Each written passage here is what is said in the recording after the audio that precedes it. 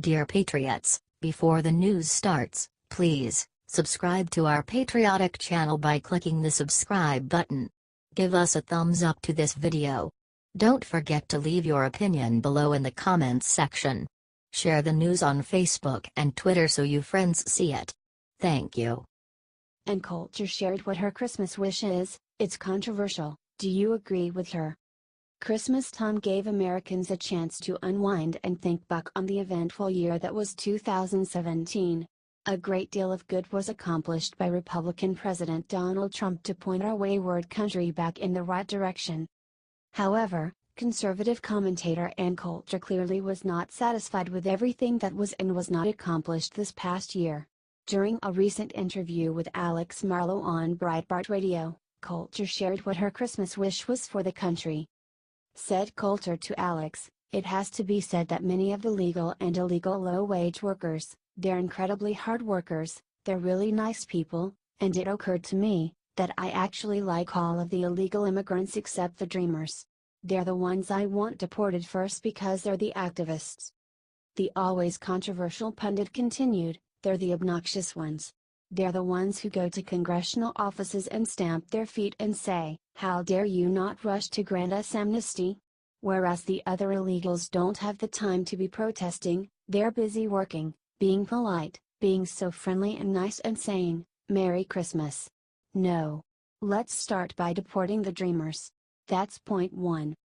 Coulter added harsh words about Democrats' obsession with diversity and shared what she feels is the big problem with the diversity argument.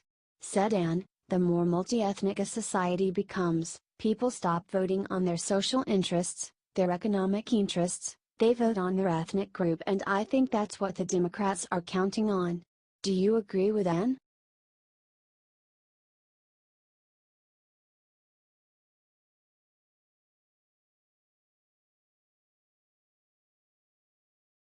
Breaking: huge star just cancelled Israel concert to send Trump a message, "Will you boycott her?"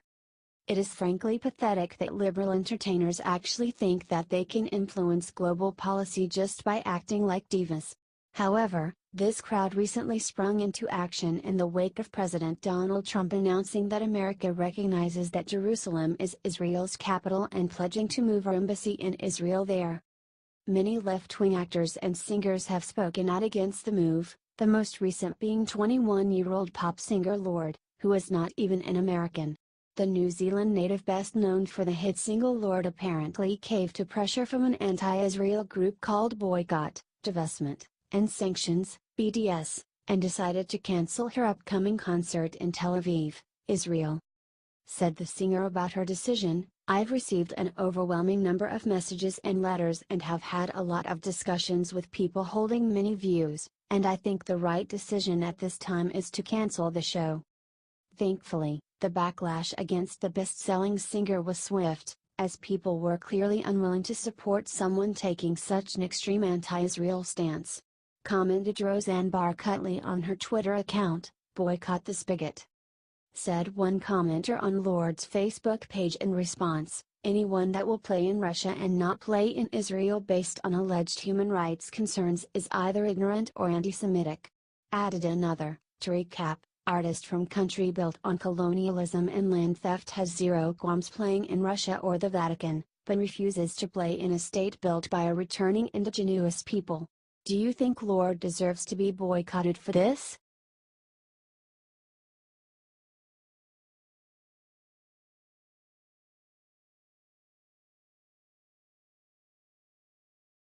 Breaking: the worst Democrat in Congress got caught calling her staffers stupid motherfuckers.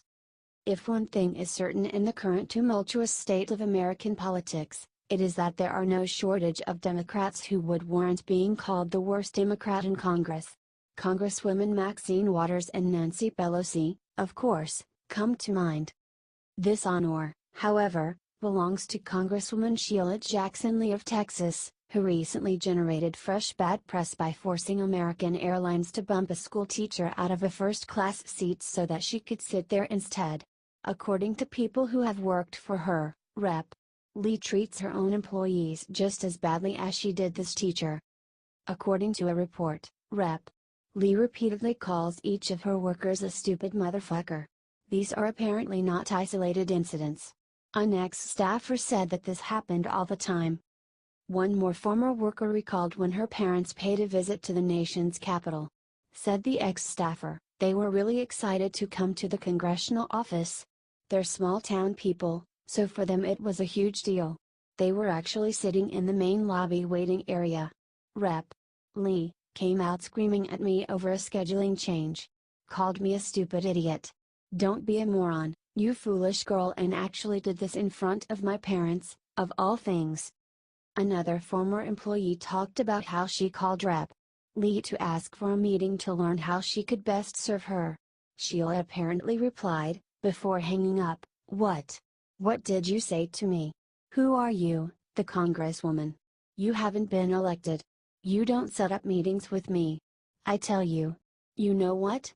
You're the most unprofessional person I have ever met in my life. Do you think Sheila Lee is the worst Democrat in Congress?"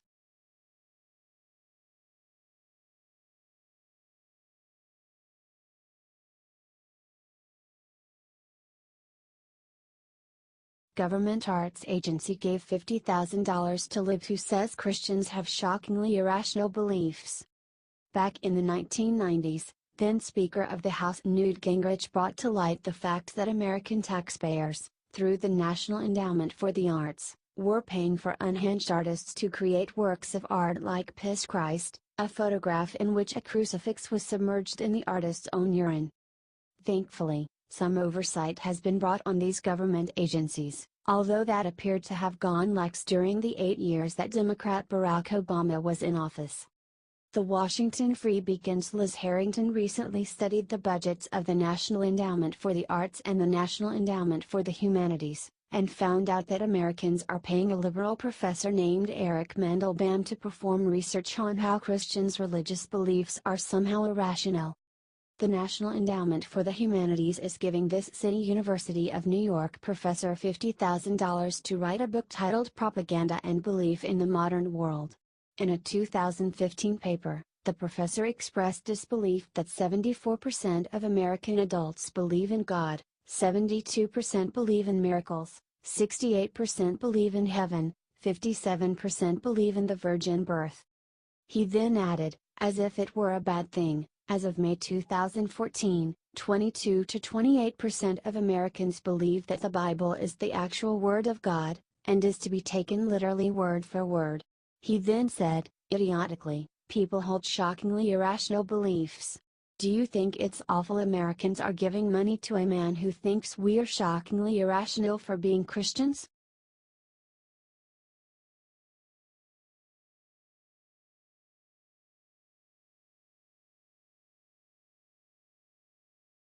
NBC's Chuck Todd just made a brutal prediction about Nancy Pelosi. Do you think he's right?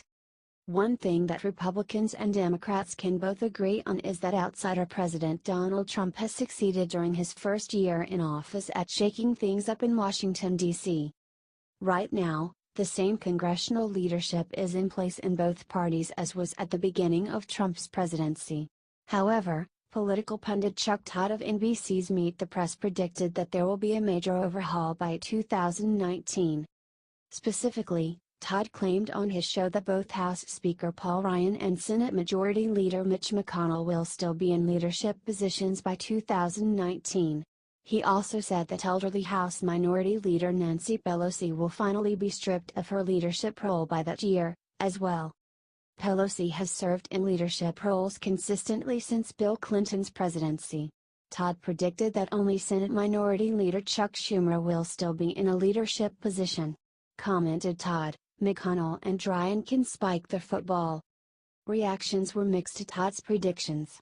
Stated one internet commenter in agreement, "First off, Pelosi is starting to talk with herself at the podium, and McConnell's goiter is starting to absorb him into itself, kind of like the Blob. In fact, I expect McConnell's face to be completely absorbed by MLK Day." Another hit back at liberal Todd, however, and wrote, "Sure, whatever you say, Todd. Like ... there is no road to 270 or the stocks markets will tank if Trump is elected. Their track record for predicting the future speaks for itself. Do you think Chuck's prediction is right, or is he off base?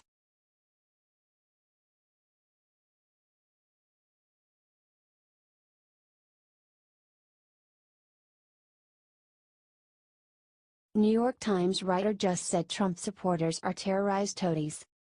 A liberal New York Times writer named Roger Cohen spent his Christmas Day coming up with one of the most ridiculous anti-Trump screeds to have ever even appeared in that notoriously anti-Trump newspaper. Cohen called the White House of President Donald Trump Turkmenistan on the Potomac and then claimed that Trump's backers are terrorized toadies. Wrote Roger, "If this is America, with a cabinet of terrorized toadies genuflecting to the great leader, a vice president offering a compliment every 12 seconds to Mussolini's understudy, and a White House that believes in alternative facts, then it is time to keep your head when all about you are losing theirs."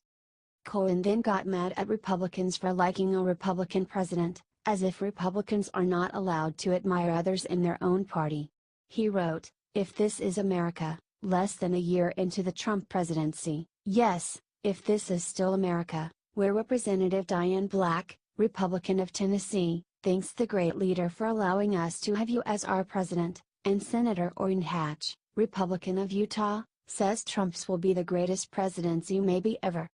He then tried to use George Orwell to accuse Trump of being a Nazi, saying, "If this is America, where the great leader wants you to believe that 2 + 2 = 5, and would usher you down his rabbit hole, and struggles to find in himself unequivocal condemnation of neo-Nazis." Roger, who is not originally from the United States, concluded by insulting America under Trump as just a squalid, oversized, greedy place past the zenith of its greatness. Are you disgusted by these non-stop attacks on Trump and people who like him and support him?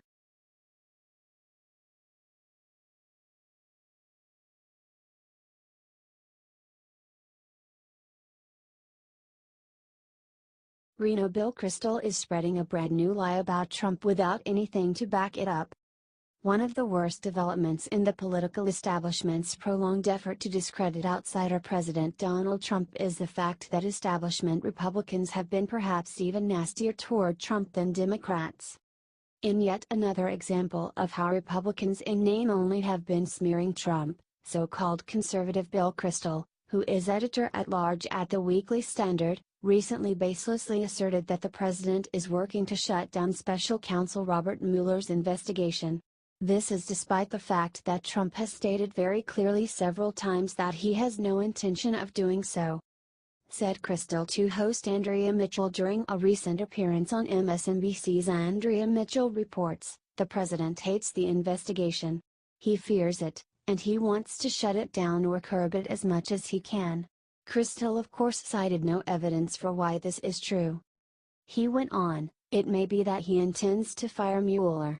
Trump is trying systematically to discredit the FBI, and he's doing so by attacking individuals, by attacking the whole organization, by saying the whole thing is a witch hunt. I think he fears it and wants to end it as much as he can." Kristol also took the opportunity to knock Republicans who actually support our Republican president. Claimed Bill absurdly, "They're being used by the president. They're playing into the president's hands. They're being allies to the president in something that I think will do a lot of damage to the country. I think the president knows he has something to worry about and is doing his best to fight back." Do you think Kristol deserves to get kicked out of the Republican Party?